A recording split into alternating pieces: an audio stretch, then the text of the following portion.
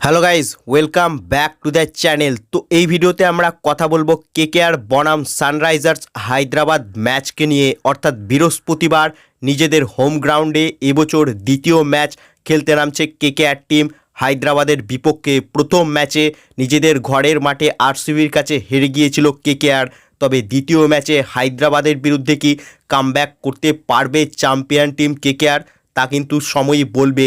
তবে এই ম্যাচে দুটি টিমের প্লেইং 11 কী হতে চলেছে, পিচ রিপোর্ট সব কিছু আলোচনা হবে এই ভিডিওতে। তাই ভিডিওটা শুরু থেকে শেষ পর্যন্ত দেখতে থাকো, এবং যারা এখনও চ্যানেলটিকে সাবস্ক্রাইব করোনি তারা প্লিজ সাবস্ক্রাইব করে দাও।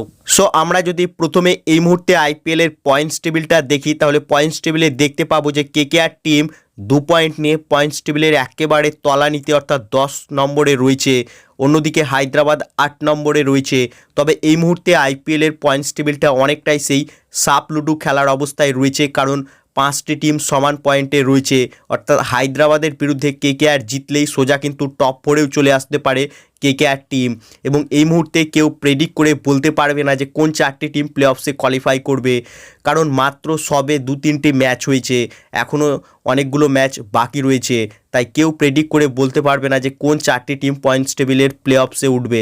তবে কেকেআর টিম হায়দ্রাবাদের বিরুদ্ধে জিতলেই কিন্তু টপ 4-এর মধ্যে আসতে পারে। এবার কলকাতা বনাম হায়দ্রাবাদ ম্যাচে ইডেনের পিচ রিপোর্টের কথা বললে, আরসিবির কাছে কেকেআরের হারার পর ইডেনের পিচ নিয়ে কিন্তু অনেক কন্ট্রোভার্সি হয়েছে, যেখানে কেকেআরের ক্যাপ্টেন রাহানে টার্নিং পিচ চাইছিল। অন্যদিকে ইডেনের পিচ কিউরেটর সে কিন্তু বলেছিল যে যেমন পিচ আছে সেরকমই থাকবে। তবে অনেক সমালোচনার পর ইডেন গার্ডেন্সের পিচ কিউরেটর সে কিন্তু একটা ইন্টারভিউয়ে জানিয়েছেন যে হায়দ্রাবাদের বিরুদ্ধে ইডেনের পিচে হালকা বল ঘুরতে পারে স্পিনারদের, তাই এদিন স্পিন সহায়ক পিচ হতে পারে এবং কেকেআর টিম এদিন 3-3টে স্পিনার নিয়ে কিন্তু খেলতে পারে। অন্যদিকে হায়দ্রাবাদ টিমেও আমরা পরিবর্তন দেখতে পেতে পারি। তো প্রথমে কেকেআর টিমের প্লেইং 11 কী হতে চলেছে এই ম্যাচে তা দেখে নেওয়া যাক। তো এই দিন হায়দ্রাবাদের বিরুদ্ধে কেকেআর টিম তাদের প্লেইং 11-এ খুব একটা চেঞ্জেস করবে না। হয়তো তারা মঈন আলীকে এদিন খেলাতে পারে বা অ্যান্ড্রিক নকিয়াও খেলতে পারে, এরকম একটা সম্ভাবনা রয়েছে যে স্পেন্সার জনসন তার জায়গাতে কেউ খেলবে, অর্থাৎ হয় মঈন আলী খেলবে না হয় অ্যান্ড্রিক নকিয়া খেলবে। এছাড়াও আমরা এদিন হায়দ্রাবাদের বিরুদ্ধে কেকেআরের ব্যাটিং অর্ডারেও পরিবর্তন দেখতে পেতে পারি। হয়তো অজিঙ্ক্য রাহানে বা ভেঙ্কাটেশ আয়ারকে আরও ওপরের দিকে আমরা ব্যাট করতে দেখতে পেতে পারি এই ম্যাচে। অর্থাৎ কলকাতা নাইট রাইডার্স টিমের সম্ভাব্য একাদশ কী হতে পারে হায়দ্রাবাদের বিরুদ্ধে তা যদি বলি, তাহলে ওপেনিংয়ে সেই সুনীল নারিন আর কুইন্টেন ডিকক থাকবে, 3-এ অজিঙ্ক্য রাহানে, 4-এ ভেঙ্কাটেশ আয়ার, 5-এ অঙ্কৃশ রঘুবংশী, 6-এ রিঙ্কু সিং, 7-এ আন্দ্রে রাসেল, 8-এ রমনদীপ সিং, 9-এ মঈন আলী অথবা অ্যান্ড্রিক নকিয়া, 10-এ হর্ষিত রানা, 11 নম্বর বরুণ চক্রবর্তী এবং ইম্প্যাক্ট প্লেয়ার হিসেবে সেই বৈভব আরোরাই আসবে। এবার ব্যাটিং অর্ডারে কেকেআরের কী পরিবর্তন হতে পারে, তো এদিন যদি কেকেআরের ওপেনিংয়ে সুনীল নারিন প্রথমে আউট হয়ে যায়, তাহলে কিন্তু অজিঙ্ক্য রাহানে ব্যাট করতে আসতে পারে, এবং যদি কুইন্টেন ডিকক আউট হয়ে যায় প্রথমে, তাহলে কিন্তু ভেঙ্কাটেশ আয়ার 3 নম্বরে খেলতে পারে এদিন হায়দ্রাবাদের বিরুদ্ধে। তো এরকম চেঞ্জেস কিন্তু হতে পারে এদিন হায়দ্রাবাদের বিরুদ্ধে কেকেআরের ব্যাটিং অর্ডারে। বাকি প্লেইং 11 আগের ম্যাচের মতনই প্রায় সেম থাকবে, কেবল একটা পরিবর্তন হবে।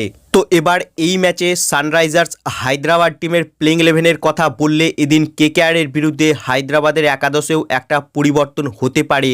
অভিনব মানহর তার জায়গায় কিন্তু এদিন খেলতে পারে সচিন বেবি। বাকি হায়দ্রাবাদের একাদশও কিন্তু আগের ম্যাচের মতনই সেম থাকবে, অর্থাৎ ওপেনিংয়ে সেই হেড থাকবে আর অভিষেক শর্মা, 3-এ ঈশান কিষান, 4-এ নীতিশ রেড্ডি, 5-এ হেনরিক ক্লাসেন, 6-এ অনিকেত বর্মা, 7-এ সচিন বেবি, 8-এ প্যাট কামিন্স, 9-এ জিসান আনসারি, 10-এ হর্ষল প্যাটেল এবং 11 নম্বর মোহাম্মদ সামি। তো সম্ভবত এই একাদশই হতে চলেছে হায়দ্রাবাদ টিমের কেকেআরের বিরুদ্ধে। এবার এই ম্যাচে কোন টিমের জেতার চান্স কত % রয়েছে এই নিয়ে কথা বললে, এদিন ইডেন গার্ডেন্সে কেকেআর বনাম এসআরএইচ এই ম্যাচে কিন্তু দুটি টিমেরই জেতার চান্স 50-50 রয়েছে, অর্থাৎ দুটি টিমেই কিন্তু এক্সপ্লোসিভ প্লেয়ার রয়েছে। তবে কোন টিম বাজিমাত করবে তা কিন্তু কেউ বলতে পারবে না, তাই জেতার চান্স দুটি টিমেরই 50-50 রয়েছে। বাকি তোমাদের মতে এই ম্যাচে কোন টিম জয়লাভ করতে চলেছে তা কমেন্ট বক্সে লিখে জানাও, এবং ভিডিওটি ভালো লাগলে ভিডিওটিকে করো লাইক, এবং আইপিএল ও কেকেআর সম্বন্ধে আরও আপডেট পাওয়ার জন্য চ্যানেলকে করো সাবস্ক্রাইব। ধন্যবাদ।